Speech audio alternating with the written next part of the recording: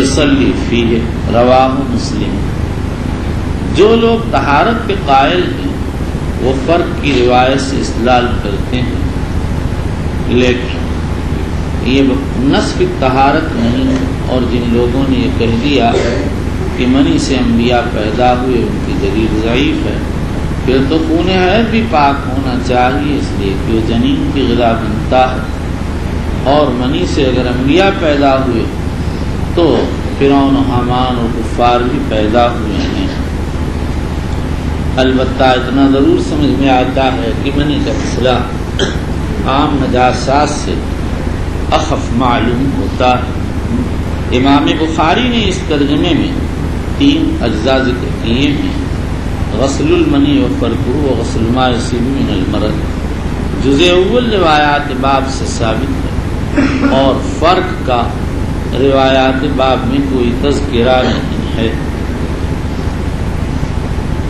وغسل ما یصیب من المرض، اس تیسرے جز کا بھی کوئی تذکرہ نہیں ہے۔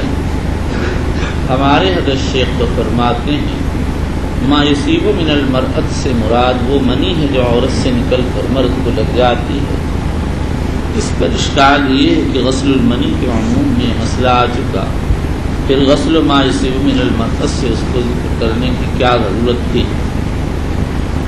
بلکہ اس سے مراد رطوبت فرج مرأت کا مسئلہ، عورت کی شرمگاہ کی رطوبت مالکیہ قاضی ابو یوسف اور امام محمد کے ہاں ناپاک، یہی احمد کی ایک روایت اور شافعیہ کا ایک قول ہے۔ امام ابو حنیفہ کے ہاں طاہر ہے، یہی احمد کی دوسری روایت اور اکثر شافعیہ کا مسلک ہے۔ نووی نے اسی کو صحیح قرار دیا۔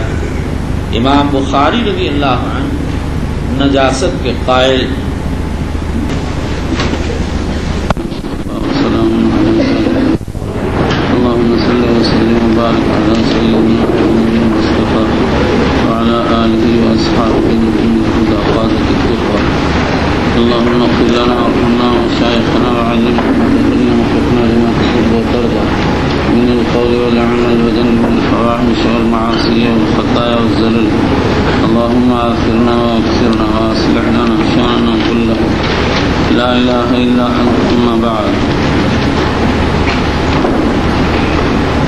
جیسا کہ میں نے بیان کیا، امام بخاری نے اس باب میں غسل منی کی روایتیں ذکر کی، اور غسل ما یصیب من المرأة کی کوئی روایت ذکر نہیں فرمائی ہے۔ علماء نے اس کے متعلق کئی رائیں پیش کی ہیں۔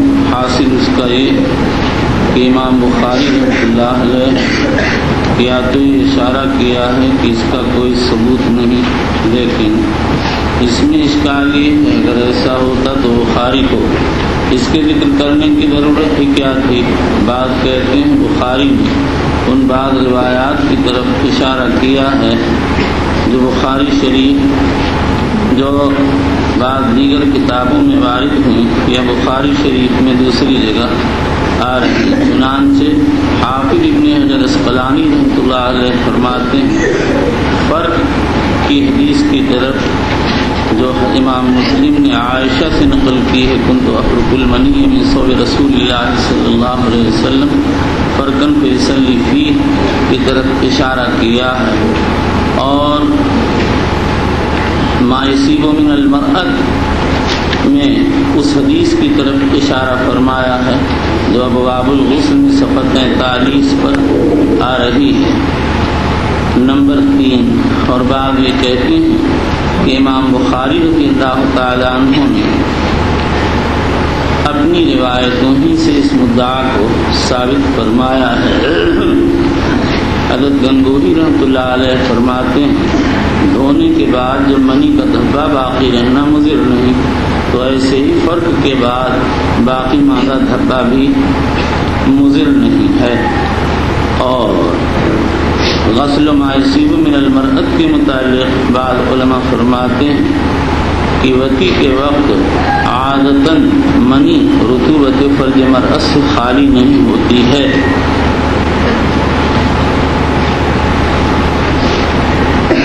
ہمارے حضرت شیخ رحمۃ اللہ علیہ فرماتے تھے کہ غسل ما یصیب من المرأۃ میں ما یصیب من المرأۃ سے مراد رطوبت فرد نہیں بلکہ منی مرأۃ ہے، لیکن اس پر میرا اشکال کہ وہ تو غسل منی میں آ چکا، وہ اپنے عموم کی وجہ سے منی الرجل منی المرأۃ دونوں کو شامل کے دوسرے الفاظ میں اس کو ذکر کرنے کی کیا ضرورت تھی؟ چلیے بسم الله الرحمن الرحيم وبالسند المتصل منا الى امير المؤمنين في حديث رسول الله صلى الله عليه وسلم ابي عبد الله البخاري رضي الله تعالى عنه قال حدثنا عبدان قال اخبرنا عبد الله بن مبارك قال اخبرنا عمرو بن ميمون الجزري وعن سليمان بن يسار عن عائشة رضي الله عنها قال كنت اغسل الجنابة من ثوب النبي صلى الله عليه وسلم فيخرج الى الصلاة وان بقع الماء في ثوبه وَإِنَّ بُقَعَ الْمَاءِ فِي ثَوْبِهِ بقع جمع ہے بقع کہتے ہیں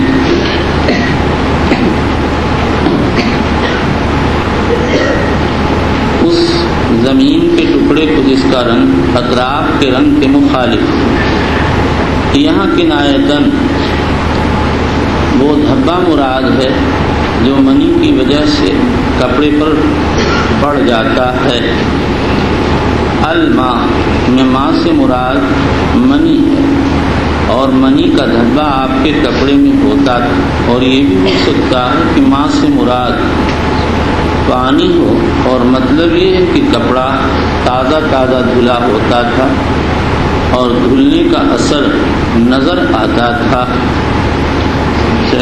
وبه قال حدثنا قتيبة قال حدثنا يزيد قال حدثنا عمرو عن سليمان بن يسار قال سمعت عائشة رضي الله عنها وحدثنا مسدد قال حدثنا عبد الواحد قال حدثنا عمرو یہ یزید بن زرع ابن السکن کی روایت اسی طرح وارد چلی۔ قال حدثنا عمرو بن ميمون عن سليمان بن يسار قال سألت عائشة رضي الله عنها عن المني يصيب ثوبه فقالت كنت أغسل من ثوب رسول الله صلى الله عليه وسلم فيخرج إلى الصلاة وأصل الغسل في ثوبه سمعت عائشة رضی اللہ عنہا، بزار نے یہ دعویٰ کیا ہے کہ سلیمان بن یسار نے عائشہ سے نہیں سنا، یہ روایت ان کی تردید کرتی ہے۔ وَأَثَرُ الْغَسْلِ فِي ثَوْبِهِ بُقَعُ الْمَاءِ، اور دھونے کا اثر آپ کے کپڑے میں ہوتا تھا، یعنی پانی کے دھبے ہوتے تھے۔ اگر غسل سے مراد پانی سے دھونا ہے تو مطلب یہ ہے کہ کپڑا تازہ دھلا ہوتا تھا اور دھلنے کا نشان کپڑے میں موجود ہوتا تھا، اور اگر غسل سے مراد مائع مغسول ہے تو مطلب یہ ہے کہ مائع مغسول یعنی منی کا دھبا آپ کے کپڑے میں ہوتا تھا، اور بقاع الماء اسی اثر الغسل کی تفسیر ہے، پانی کے دھبے ہوتے تھے۔ چلیے وبالإسناد المتصل منا إلى أمير المؤمنين في حديث رسول الله صلى الله عليه وسلم أبي عبد الله البخاري رضي الله تعالى عنه قال باب إذا غسل الجنابة أو غيرها فلم يذهب أثره۔ حضرت امام بخاری علیہ السلام فرماتے ہیں جنابت یا اور کوئی نجاست دھوئی گئی اور اس کا دھبا کپڑے پر باقی رہ گیا تو یہ دھبا طہارت میں مخل نہیں ہے۔ دیکھو حضرت عائشہ حضور صلی اللہ علیہ وسلم کا کپڑا دھوتی اور منی کا نشان کپڑے پر موجود ہوتا، اور حضرت صلی اللہ علیہ وسلم سے پہن کر مسجد میں نماز پڑھانے تشریف لے جاتے تھے، اور جو جنابت کا حکم ہے وہی دیگر نجاسات کا بھی حکم ہے، لہذا مصنف نے غسل جنابت سے غسل نجاست کا مسئلہ اخذ فرما لیا ہے۔ یہ تو ان لوگوں کی رائے پر تقریر ہے جو قیاس کے قائل ہیں اور بخاری کو قائسین شمار کرتے ہیں، اور اگر یہ تسلیم کر لیا جائے کہ امام بخاری قیاس کو حجت نہیں مانتے تو ہم یہ کہیں گے کہ بخاری نے یہ ترجمہ برطریق استدلال ثابت کیا۔ قیاس اور استدلال میں فرق یہ ہے کہ قیاس میں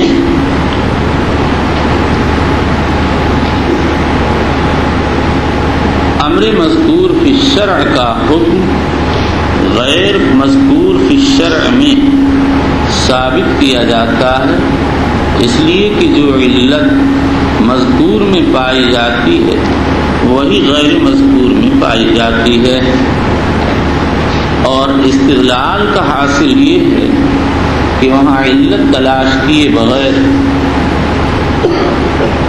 کسی نص سے کوئی مدعا ثابت ہو جاتا ہے۔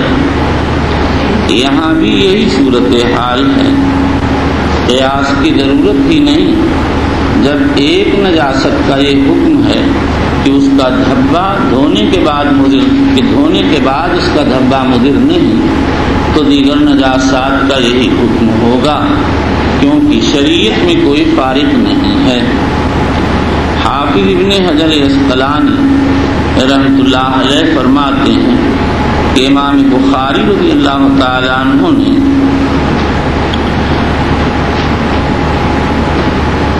خولہ رضی اللہ تعالیٰ عنہ کی حدیث کی طرف اشارہ کیا۔ وہ نبی اکرم صلی اللہ علیہ وسلم کی خدمت میں حاضر نے عرض کیا، یا رسول اللہ، لیس لی الا ثوب واحد وانا حیض فی۔ حضور صلی اللہ علیہ وسلم نے فرمایا، یکفیک الماء ولا یضرک اثرہ، دھو لو، پانی کافی ہے اور اس کے بعد اس کا نشان مضر نہیں۔ اخرجہ ابو داؤد رحمہ اللہ فی روایت ابن الاعرابی۔ چلیے، وبه قال حدثنا موسى بن اسماعيل قال حدثنا عبد الواحد قال حدثنا عمرو بن ميمون قال سمعت سليمان بن يسار في الثوب تصيب الجنابة قال قالت عائشة رضي الله عنها كنت أغسله من ثوب رسول الله صلى الله عليه وسلم ثم يخرج إلى الصلاة وأثر الغسل فيه بقع الماء. وبه قال حدثنا عمرو بن خالد قال حدثنا زهير وأثر الغسل فيه بقع الماء، اور دھونے کے اثر میں پانی کے دھبے ہوتے تھے۔ فیہ کی ضمیر اثر کی طرف عائد ہے، اور معنی یہ ہے کہ دھو لینے کے بعد جو دھونے کا نشان ہوتا ہے، اس دھونے کے نشان میں منی کے دھبے نظر آتے تھے۔ جب آدمی کے اندر قوت زیادہ ہوتی ہے تو اس کی منی میں طاقت ہوتی ہے اور اس کی وجہ سے کپڑے پر نشان پڑ جاتا ہے۔ وفي قال حدثنا عمرو بن خالد قال حدثنا زهير قال حدثنا عمرو بن ميمون بن مهران عن سليمان بن يسار عن عائشة رضي الله عنها أنها كانت تغسل المني من ثوب النبي صلى الله عليه وسلم ثم أراه فيه بقعة أو بقعا. وبالإسناد المتصل منها إلى أمير المؤمنين في حديث رسول الله صلى الله عليه وسلم أبي عبد الله البخاري رضي الله تعالى عنه قال ثم أراه فيه بقعة أو بقعا، پھر میں دیکھتی تھی منی کو حضور اکرم صلی اللہ علیہ وسلم کے کپڑے میں دھبے کی شکل میں یا دھبوں کی شکل میں۔ چلیے، باب ابواب الابل والدواب والغنم وبالاسناد المتصل منها الى امير المؤمنين في حديث رسول الله صلى الله عليه وسلم ابي عبد الله البخاري رضي الله تعالى عنه قال باب ابواب الابل والدواب والغنم ومرابضها. وصلى ابو موسى في دار البريد والسرقين والبليه فقال هاهنا سب تو پڑھ لیے۔ قال هاهنا وسمى سباب. باب ابوال الابل والدواب والغنم ومرابضها۔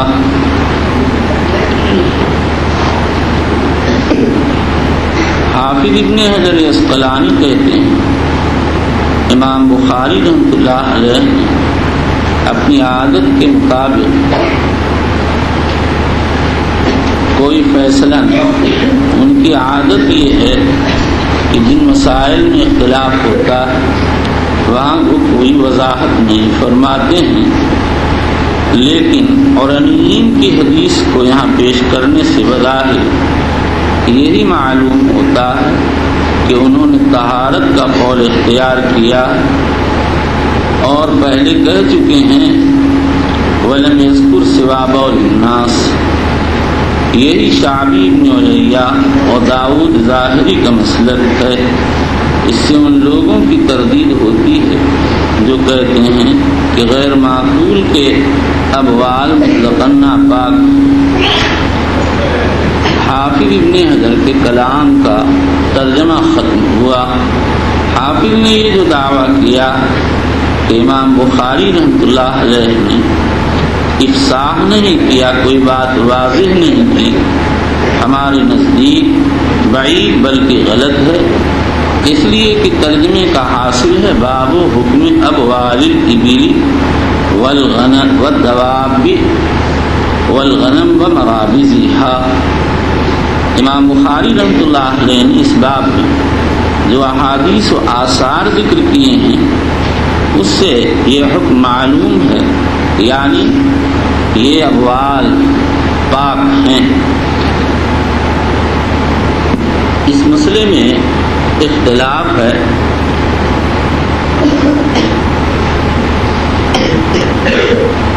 شعبی، ابن علیہ، داؤد ظاہری وغیرہ فرماتے ہیں کہ انسان کے علاوہ سارے جانوروں کے ابوال پاک ہیں۔ نمبر 2، امام مالک، امام محمد ابن حسن، امام احمد ابن حنبل، ابن خزیمہ، ابن حبان اور عام محدثین، خطابی، ابو المحاسن لغیانی وغیرہ شافعیہ فرماتے ہیں معقول اللحم جانوروں کے ابوال پاک ہیں اور غیر معقول کے ابوال ناپاک ہیں۔ نمبر 3، امام ابو حنیفہ، امام شافعی فرماتے ہیں سارے ابوال نجس ہیں۔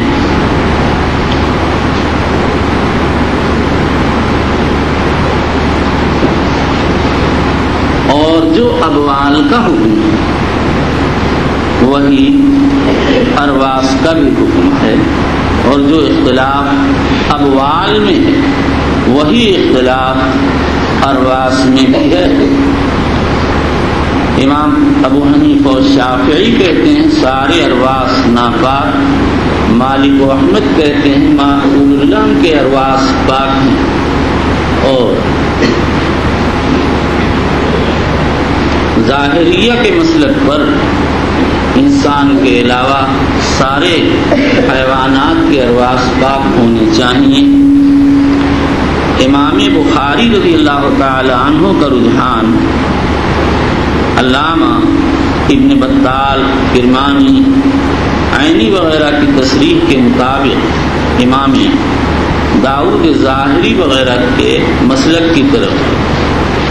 علامہ انور شاہ کشمیری فرماتے ہیں کہ امام بخاری کی سطح بہت بلند ہے، ہم داؤد ظاہری کے ساتھ ان کو نہیں جوڑ سکتے ہیں، ان کے ترجمے سے جتنا معلوم ہوتا ہے اتنی ہی بات کہیں گے۔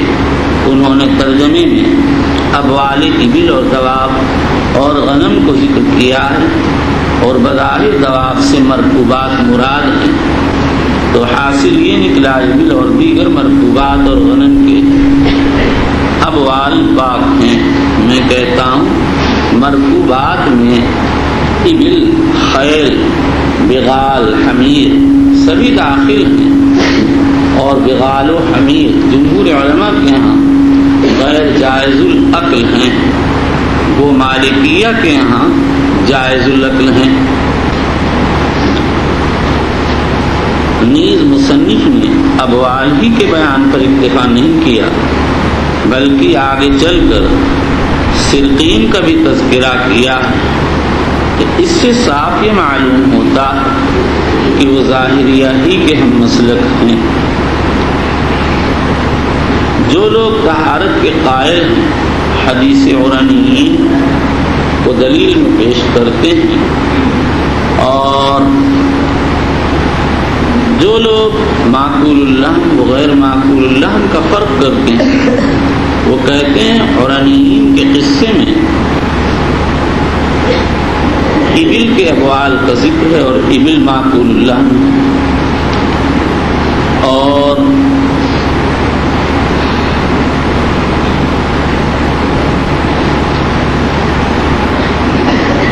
ظاہریہ کی طرف سے دلیل پیش کی جاتی ہے کہ حضور اکرم صلی اللہ علیہ وسلم نے جو وعید ابوال کے سلسلے میں ذکر فرمائی، یعذبان ما یعذبان فی کبیر، اما احدہما فکان لا یستتر من بولہ اس کا تعلق ابوال الناس سے ہے۔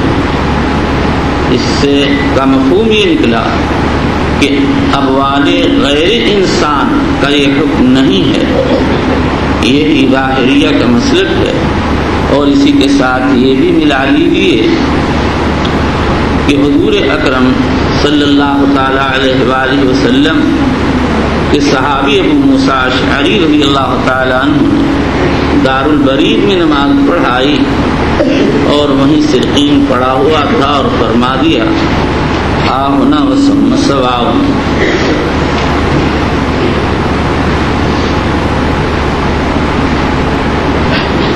ابو موسیٰ اشعری کا یہ اثر امام بخاری نے تاریخ کبیر میں روایت کیا ہے۔ مالک ابن حارث اپنے والد حارث سے نقل کرتے ہیں کنا مع ابی موسیٰ فی دار البرید وسم سرقین والبریۃ الی جنبہ فحضرت الصلاۃ فقال ها هنا وسم سواء۔ جمہور علماء فرماتے ہیں کہ حضور اکرم صلی اللہ علیہ وسلم نے جیسے مقبورین کے مسئلے میں بول الناس پر وعید ذکر کی، ایسے ہی علی الاطلاق ابوال کو موجب عذاب قرار دیا اور فرمایا اکثر عذاب امتی فی البول، رواہ احمد بن ماجہ وآخرون۔ لیکن دوسرے حضرات فرماتے ہیں کہ اس حدیث میں رفعاً و وقفاً اختلاف۔ ابو حاتم رازی نے مرفوع کو موضوع قرار دیا، یعنی اس کا رفع ثابت نہیں، موقوفاً ثابت ہے۔ اور اگر مرفوعاً بھی ثابت ہو تو ظاہریہ یہ کہتے ہیں کہ یہاں پر بول سے بول انسان مراد ہے اور اس کی دلیل حدیث المقبورین ہے۔ اور ابو موسیٰ اشعری رضی اللہ تعالیٰ عنہ کی روایت کے متعلق جمہور علماء نے کئی جوابات دیے ہیں۔ اول تو یہ ان کا اپنا عمل ہے، یہ ضروری نہیں کہ سارے صحابہ ان کے موافق ہوں، اور دوسرے سرقین کے پاس نماز پڑھنے سے سرقین پر نماز پڑھنا لازم نہیں آتا ہے۔ دیکھو سفیان ثوری نے یہی اثر اپنی جامع میں روایت کیا ہے، اس میں صلی بنا ابو موسیٰ علی مکان فیہ سرقین، اور یہی اثر ابن حزم ظاہری نے بطریق شعبہ نقل کیا، اس میں ہے علی مکان فیہ روث الدواب۔ لیکن یہی روایت ابن ابی شیبہ نے بطریق وکیع نقل کی، اس میں صلی بنا علی روث و تبن وارد ہوا۔ اس نے آ کر تعویل مذکور کا خاتمہ کر دیا، الا یہ کہ طریق ترجیح اختیار کیا جائے اور کہا جائے کہ وکیع کے لفظ سے ثوری و شعبہ کا لفظ راجح ہے، اور ان دونوں کے الفاظ سے سرقین پر نماز پڑھنا ثابت نہیں ہوتا ہے۔ اور بالفرض اگر پڑھنا پایا بھی گیا تو ہو سکتا ہے کوئی چیز بچھا کر نماز پڑھی گئی۔ اس پر اشکال یہ ہے اگر ایسا ہوتا تو راوی سارا قصہ ذکر کرتے ہوئے یہ بات بھی ذکر فرماتے۔ انصاف کی بات یہ ہے کہ ابو موسیٰ اشعری کی روایت میں احتمال کے اثر میں احتمالات تو ضرور نکالے جا سکتے ہیں، لیکن جب بلا کسی طرف توجہ کیے ہوئے اس اثر کو ہم دیکھتے ہیں تو بالبداہت اس سے ظاہریہ ہی کا مسلک نکلتا ہوا معلوم ہوتا ہے۔ یہاں تک تو گفتگو امام بخاری کے ترجمے اور اس کے اس بات اور اس کے ضمنی ابحاث کے متعلق، لیکن انسان کے لیے یہی بہتر ہے کہ احوط طریقہ اختیار کرے جب مسئلہ نجاست اور طہارت کا ہے تو جو طہارت کی احوط صورت ہو اس کو اختیار کرے۔ واللہ تعالی عالم۔ دار البرید، برید کا اطلاق سواری اور مسافت اور اس شخص پر ہوتا ہے جو سوار ہو کر چلتا ہے۔ دار البرید ڈاک گھر، حضرت عمر نے اپنے دور خلافت میں ڈاک گھر بنوا دیے تھے۔ ایک جگہ کی ڈاک دوسری جگہ منتقل کی جاتی اور وہاں سے تازہ دم گھوڑا لے کر وہاں کی ڈاک لے کر آدمی اپنی اصل جگہ واپس آ جاتا اور پھر دوسری جگہ سے آیا ہوا آدمی ڈاک پہنچاتا اور آئی ہوئی ڈاک لے کر تازہ دم گھوڑا لے کر اس پر سوار ہو کر اپنی جگہ آ جاتا تھا۔ والسرقین والبریۃ علاجن فی دار البرید والسرقین، سرقین مجرور ہے، یہی اس روایت کے اثر کے الفاظ سے سمجھ میں آتا ہے۔ یہ معرر ہے سرگین کا، جس کا ترجمہ ہے گوبر، یعنی ارے اس کی شرح سمجھ جائیے کہ کیا ہے، شرح نہیں سمجھ میں آ رہی بات کچھ سمجھا دیجیے۔ یعنی آپ لوگ کہ ہم لوگ کیا ہیں، بہت بڑی چیز، گو بر، گو مانے بول، بر مانے اوپر، یعنی بول اوپر کی بات۔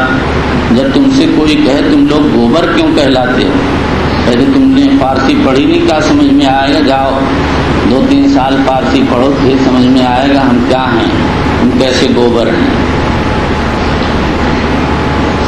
اپنے آپ سامنے لکھ لیں گوبر، فلاں گوبر۔ جیسے ایک لڑکے کو میں نائی کہتا تھا، وہ ہر مرتبہ لکھتا عبدالحمید نائی۔ میں نے کہا چھوڑ بیوقوف، میں تو ایسی تفریح کرتا تھا، کب تک نائی لکھے گا۔ چلیے بعض بچے طبیعت کے متواضع ہوتے ہیں، انہیں کچھ کہو خیال بھی نہیں کرتے، اور بعض ایسے ہوتے ہیں جیسے آپ لوگ کہ ہم لوگ کیا ہیں، وہی ہیں، بار بار کہتے ہوئے شرم آتی ہے، وہی ہیں۔ جب اشارہ میں کر دیا کروں آپ لوگ وہی ہیں تو سمجھ جایا کریں ہم کیا ہیں۔ آیا سمجھ میں بھائی؟ ہاں، نہ آنا نہ جانا کچھ بھی نہیں۔ ارے احمقو، اگر تم محنت کرو تو تمہیں کچھ نہ کچھ آ ہی سکتا ہے، یہ محال ہے کہ نہ آئے۔ ایک صاحب کو میں نے دیکھا 7 سال میں حفظ کیا، بڑی بڑی داڑھی تھی، حافظ صاحب علیہ الرحمن کو کچھ نہیں کہتے تھے، اور وہ بیچارے ہر وقت رٹتے رہتے، ان کو مارتے بھی نہیں تھے۔ حافظ صاحب کے یہاں تو نصاب تھا مارنے میں، مجھے بھی ایک مرتبہ ہمارا قاعدہ سبق میں سنانے ہو، اور میں 6 سال کا تھا۔ ہاتھ پھیلاؤ، اچھا انہوں نے ایسے مارا تو ہاتھ پھیلاؤ، ایسے مارا، بس اتنا ہی مارتے تھے کہ ہاتھ گرم ہو جائے، بچے کو چوٹ بھی نہ لگے، اور اسی چھڑی سے گوبر پارٹی کو جب مارنا ہوتا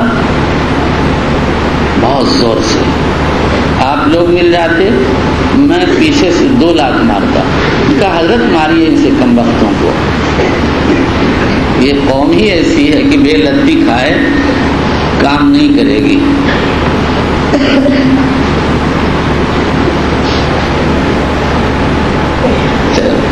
بچوں کیا تمہیں بتاؤں، ایک چھوٹا بچہ میں نے سنایا پہلے سادات میں آیا، میں نے کہا تیرے حافظ جی تجھے مارتے تھے کہ جی، کہ کس چیز سے، کہ چھٹی سے۔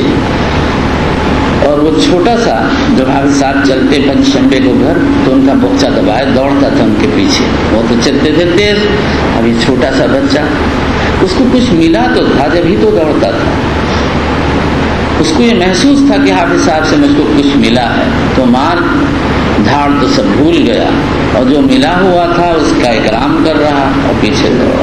یہی تم کرو، سمجھ میں آیا؟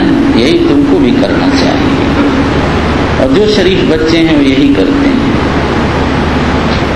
کسی بچے سے اس کے استاد ابھی قریب کا قصہ معلوم ہوا، ناراض ہو گئے،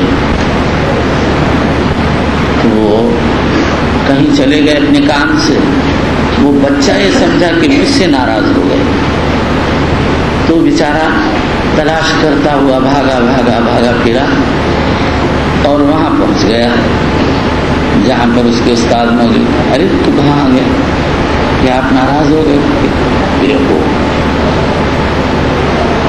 تھوڑا ہے کہ ناراض ہو گئے، عارضی ناراض چلے گئے۔ یہی تم بھی کرو بچوں، کوئی کسی کا خیر خواہ اس زمانے میں نہیں ہے، سب اپنی مطلب کی بولی بولتے ہیں۔ اللہ کو راضی کرنے کے لیے ہر کام کرو، اپنی فکر تم خود کرو، جب تم اپنی فکر کرو گے تبھی تم کو آئے گا، ہمارے فکر سے تمہیں کچھ اب نہیں آئے گا۔ ہاں حافظ صاحب کی فکر سے آئے گا، چھوٹا بچہ اپنے کو نہیں سمجھ پاتا، حافظ صاحب مارتے ہیں سمجھاتے ہیں وہ چلتا ہے۔ تم بڑے ہو گئے، تمہیں اگر کوئی مارے گا تو تمہارا جو اندر سور ہے وہ کہے گا ہم کو کیوں مارا، ہماری انسلٹ کر دی، کہ سور کون ہے؟ وہ اندر تمہارے بیٹھا ہوا ہے نا، ارے بھائی تم کو پتہ نہیں چلتا، اندر تمہارے ایک سور بیٹھا ہوا ہے، ہر ایک کے اندر کچھ نہ کچھ بیٹھا ہوا۔ اندر دیکھیے گا داڑھا صاحب کو، یہی ہے داڑھا صاحب، ان کا کتنا بڑا سور ہے کہ یہ بنگالی بہاری، اللہ ان کا سور بھی بنگالی ہے، سمجھے؟ اور گجراتی خدا کی پناہ، ان کا سور تو پکا سور ہے اصلی، ان کو عقل ہی نہیں ہے۔ بات یہ ہے بھائی، عقل نہیں ہے، ورنہ جب یہی بچے سمجھ پاتے ہیں تو ان کو افسوس ہوتا ہے۔ ایک بہاری حسن و بہار بنگال کے بارڈر کا بچہ تھا، میں نے اس سے پوچھا بیٹا تم نے فلاں کتاب حفظ کی کہ نہیں؟ میں نے کہا کیوں؟ یہ تو ابتدا کی کتاب تھی کہ ہم نے اپنے مولوی صاحب سے کہا کہ ہم سنا دیں زبانی، کہیں لیکن نہیں کوئی ضرورت نہیں، ویسے ہی پڑھ لو۔ میں سمجھ گیا کہ ان کے مولوی صاحب کو کتاب یاد نہیں تھی، یہ سمجھے کہ اگر بچے زبانی سنائیں گے تمہاری ناک کٹ جائے گی۔ ارے کیا ناک کٹ جاتی بھائی، تم کئی کتاب پڑھاتے ہو، کتاب دیکھ کے سنو۔ ہمارے استاد رحمۃ اللہ علیہ عامتاً زبانی سنتے، لیکن کہیں ان کو شبہ ہو جاتا کتاب لے آ، کتاب لے کر کھول کے دیکھتے تھے۔ آیا سمجھ میں؟ اس میں کیا ہے بھائی؟ ایک تعلیم بچے کا ذہن بچہ تیز ہے، اور ایک آدمی بڑی عمر کا ہے، اس کا ذہن تھک گیا کام کرتے کرتے، اگر وہ دیکھ لے تو کیا بے عزتی ہو گئی، کون سی بات ہو گئی؟ تم مجھے نہیں دیکھتے، بھول جاتا ہوں، کہتا ہوں بھائی بھول گیا۔ وہ عرب بچے نے مجھ سے 2-3 باتیں پوچھی، میں نے کہا بھائی بچہ تم ایسے وقت میں پوچھتے ہو جبکہ میرا دماغ بھی نہیں ہے، کسی اور وقت پوچھو۔ اب اس نے پوچھا دوسرے وقت میں کھانا کھا کے لیٹنے والا تھا، جو مجھے سمجھ میں آیا یاد آیا بتا دیا، پھر بعض باتوں میں شک ہو گیا، پھر میں نے کہا بھائی یہ بات اس طرح نہیں، اس طرح ہے، اسے پھر سے دیکھو۔ بڈھا ہو گیا ہوں، اب رات کب سویا ہوں اللہ جانے بس، اور 3:30 بجے اٹھ گیا، 1 یا 1:30 پر سویا ہوں، 3:30 پہ اٹھ گیا، پھر نیند نہیں آئی، پھر فجر پڑھ کے لیٹا کہ کچھ سو جاؤں، شاید 20 منٹ کو میں سویا شاید، اور اتنی طبیعت خراب تھی، چائے پیتا تھا تو ایسا معلوم ہوتا تھا طے ہوگی، بہت مشکل سے میں نے ایک پیالی پی چائے، طبیعت ہی اتنی خراب تھی۔ تم بچوں اپنی فکر خود کرو، خود تم دیکھو، تم 1 ہفتہ عمل کر کے دیکھ لو، مطالعہ کر لو، تکرار کر لو، اور جب بیٹھو کتاب دیکھو تمہیں باتیں سمجھ میں آنے لگتی ہیں کہ صرف میں 1 ہفتے کی بات کہتا ہوں، 1 ہفتہ مطالعہ کرو، سبق سنو، تکرار کرو، اور جب بیٹھو خالی تو کتاب دیکھو، پھر دیکھو کتاب سمجھ میں آتی ہے۔ سب سے بڑا مسئلہ ہے دوستی کا، یہ جو طلبہ دوستیاں کرتے ہیں یہ مضر ہے. یہ دوستی کیا ہوتی ہے آخر میں جا کر پتہ نہیں کیا ہوتی ہے. یہ فسادل خوردن گندم ہو، جب پیٹ بھرا ہوتا ہے، جب آدمی کو ایسی باتیں سوچتی ہیں.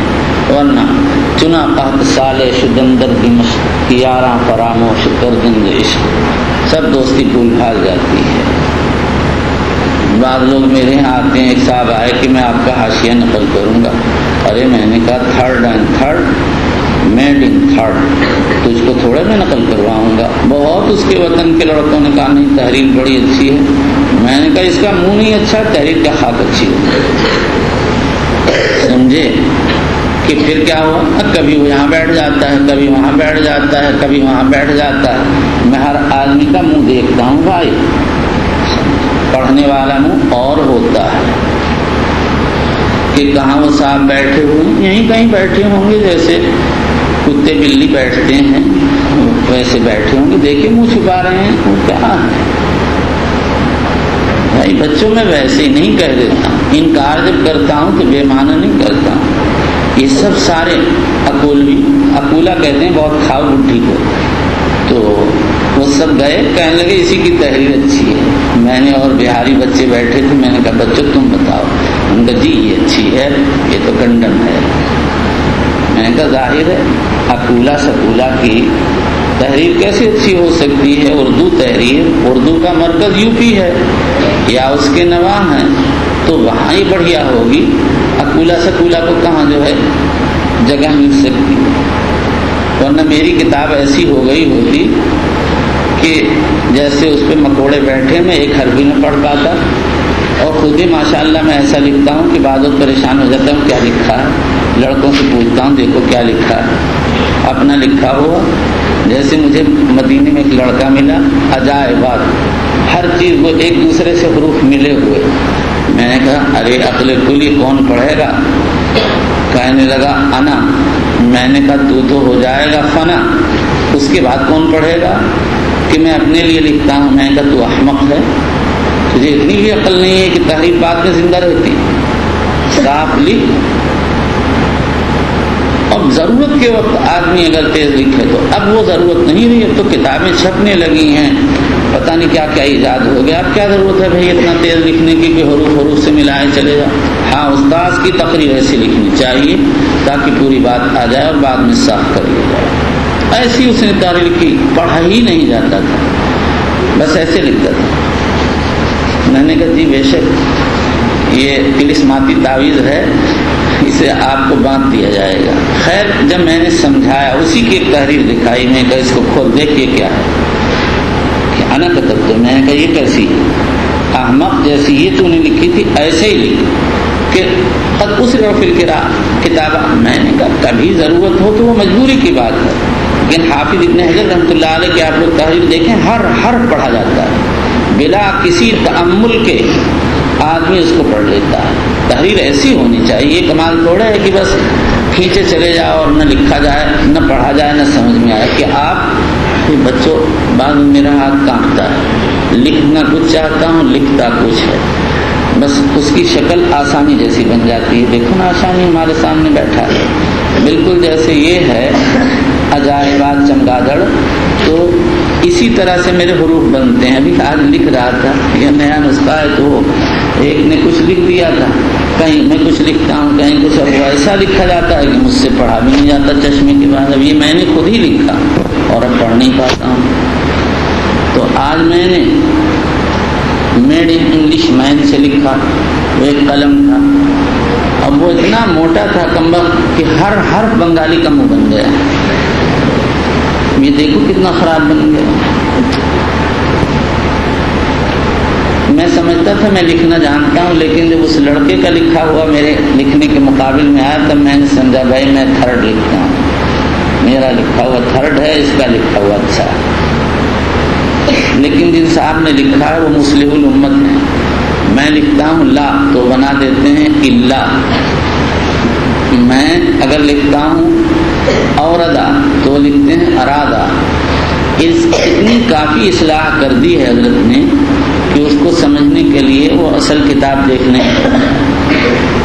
کہ وہ کہاں کے تھے؟ یہی مہاراشٹر کا ہوگا، MP کا تھا، مدھیہ پردیش کا 3rd نمبر۔ کتنا تو اس نے کام کیا، آپ اسے 3rd کہہ رہے ہیں، باقی کام تو کر دیا لیکن سب غلط، ہر سطر میں غلط سلط، چھوٹا ہوا ہے، کہیں بڑھا ہوا ہے، کہیں گھٹا ہوا ہے۔ بعض جگہ تو میں حیران ہو جاتا ہوں یہ لکھا کیا ہے، پھر کتاب اٹھاتا ہوں تو اس نے اصلاح کی ہے۔ اصلاح کرنے کا اس کو بہت شوق تھا، سمجھتا تھا میں وہ عربی لڑکا جو ہے وہ بھی کافی کرتا ہے۔ ایک جگہ اس نے حاشیہ لکھا، يمكن أن يكون إبراهيم النخعي ويمكن أن يكون إبراهيم التيمي، تو اس کی کتاب میں نے مانگ رکھی تھی کام کے لیے، تو میں نے اس پہ لکھا نخعی هو المعروف لیکن هو المقصود۔ تو جب وہ آیا تو میں نے کہا دیکھ میں نے تیرے حاشیے پہ حاشیہ لکھ دیا ہے۔ اچھا لڑکا تھا، ہنستا تھا، ویسے وہ مجھ سے حجت بھی کرتا ہے بعض وقت، اگر میں خاموش ہو جاؤں تب معافی مانگتا ہے، اور اگر میں اخیر تک بحث کرتا رہوں وہ بھی نہیں ہارتا ہے، بس لگائے رہتا۔ میں کہ تو ضدی ہے، اپنی بات اونچی رکھنے کی تیرے اندر بیماری ہے۔ اگر تم لوگ مل جاتے اس کو تو کیا کہتا، یعنی تم لوگ 3rd نمبر ہو، تمہارے اوپر تھوک، بہت افسوس کرتے ہو گے آپ لوگ کی کبھی تعریف کرتے ہیں بھائی بہت اچھے ہو تم لوگ، تو کہ تعریف بھی کر دیتے بھائی اچھے ہو ماشاءاللہ، تو ڈانٹتے ہیں کہتے ہیں تم ایسے ہی سنتے ہو، اچھے ہی تو ہو۔ چلیے وبه قال حدثنا سليمان ہونا اچھا چل وبه قال حدثنا سليمان بن حرب عن حماد بن زيد عن ايوب عن ابي قلابه عن انس رضي الله تعالى عنه قال قدم اناس من عقل او عرينه فاجتبوا المدينه فامرهم قدم اناس من عقل او عرينه، یہ عرب کے 2 مشہور قبیلے ہیں، یہاں اوشک کے راوی ہے لیکن کتاب المغازی میں آئے گا من عقل و عرينه واو کے ساتھ، یہی ثواب دونوں قبائل کے لوگ تھے، اور ان کی آمد سن 6 ہجری میں ہوئی۔ فاجتبوا المدینہ، انہوں نے مدینے کی آب و ہوا کو ناگوار پایا۔ اجتباء کہتے ہیں کسی جگہ کی آب و ہوا کو ناگوار پانا، خواہ آدمی کتنے ہی ناز و نعمت میں ہو۔ فامرهم النبی صلی اللہ علیہ وسلم بلقاء اے ان یلحقوا بلقاء، لقاء کا مفرد لقحا اور بعض کہتے ہیں لقو، لقحا دودھ کی اونٹنی، وان یشربوا من ابوالها والبانها، اور اس کے ابوال البان کو پئیں۔ اس سے مصنف نے ثابت کیا ہے الابوال ابل پاک ہیں۔ علماء نے اس کے مختلف جوابات دیے۔ پہلا جواب تو یہ ہے کہ یہ ابتدا کا بظاہر قصہ ہے، حضور صلی اللہ علیہ وآلہ وسلم نے اس وقت تک ابوال کی تحریم نہیں فرمائی، اور اگر تحریم ابوال کے بعد ہو تو پھر دوسرا جواب یہ ہے کہ بطور علاج کے آپ نے شرب ابوال کا حکم دیا تھا۔ نمبر 3، بعض علماء فرماتے ہیں اصل میں حضور صلی اللہ علیہ وسلم کو وحی کے نور سے معلوم ہو گیا تھا کہ یہ لوگ دل سے مسلمان نہیں ہوئے ہیں، اس لیے آپ نے ان کو شرب ابوال کا حکم دیا۔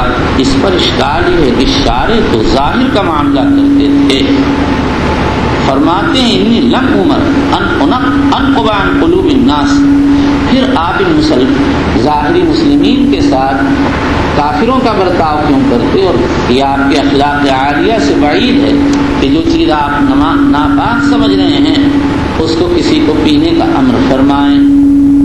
لہذا یہ جواب صحیح نہیں۔ علامہ انور شاہ کشمیری نے ایک چوتھا جواب دیا، وہ فرماتے ہیں کہ یہاں کلام کا مطلب ہے ان یشربوا من البانها ویستنشقوا من ابوالها، ابوال کا اس کے پینے کا حکم نہیں تھا، اس کی انشاق کا حکم تھا۔ بعض دوائیں ایسی ہیں جن کو سونگھ کر علاج کیا جاتا ہے، تم دیکھو